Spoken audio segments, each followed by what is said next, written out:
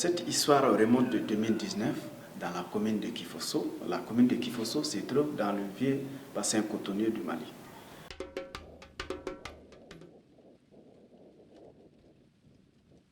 Ahmed, dans la mise en œuvre de ses activités, mettait beaucoup d'efforts pour améliorer les conditions de vie des producteurs depuis 1993.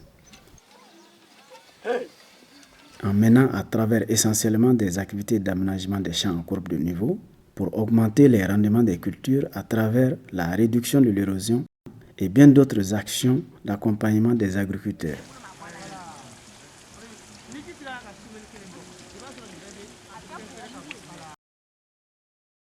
Malgré tout, les producteurs de la zone restent dans la méconnaissance du niveau de fertilité des sols,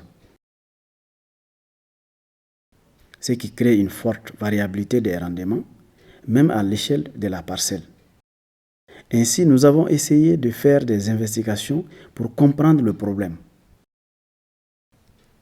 À la fin, nous nous sommes rendus compte d'un élément très important. Il se trouve que la majorité des agriculteurs utilisent hasardeusement la même composition d'engrais.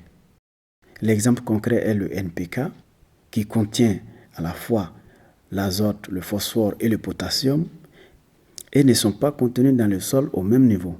D'ailleurs, le taux de K est saturé dans les sols de la commune.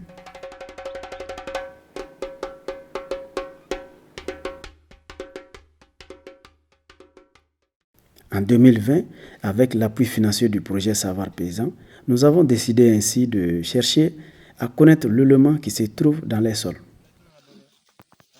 Ce qui nous a conduit à effectuer des prélèvements de 7000 échantillons de sol à 250 mètres entre chaque point. Et j'ai référencé l'ensemble des champs de la commune. Ces données ont permis de réaliser les cartes de fertilité d'au moins 7 éléments.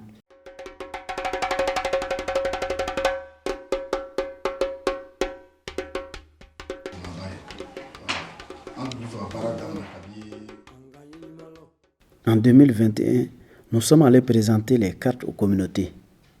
Cette restitution a permis aux producteurs de comprendre la grande variabilité de la production dans les champs. Ici, l'exemple de Daouda Sourouba, un agriculteur du village de Zangousso, qui a un champ de 38 hectares, dont 60% de sa parcelle a une teneur en matière organique comprise entre 7 et 12, et le reste, une petite portion, entre 6 et 7. Barthélemy Guetta du village de Lopégué a aussi une parcelle dont la teneur en matière organique est à cheval entre 3 niveaux de fertilisation différents, que nous pouvons voir sur la carte. Une partie avec un taux compris entre 7 et 12, une autre partie entre 6 et 7, et une dernière partie entre 4 et 6. Ces informations ont alors permis d'ores et déjà aux producteurs de comprendre comment équilibrer le champ en éléments nutritifs.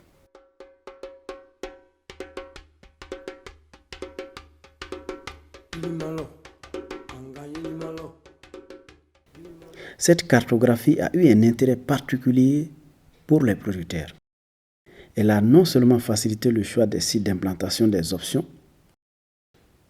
mais aussi une meilleure distribution spatiale des options sur les parcelles ayant un bon niveau de fertilité sur les autres. Et par conséquent, une forte adoption des associations maïs-niébé en 2022 à travers les 13 villages de la commune de Kifosso.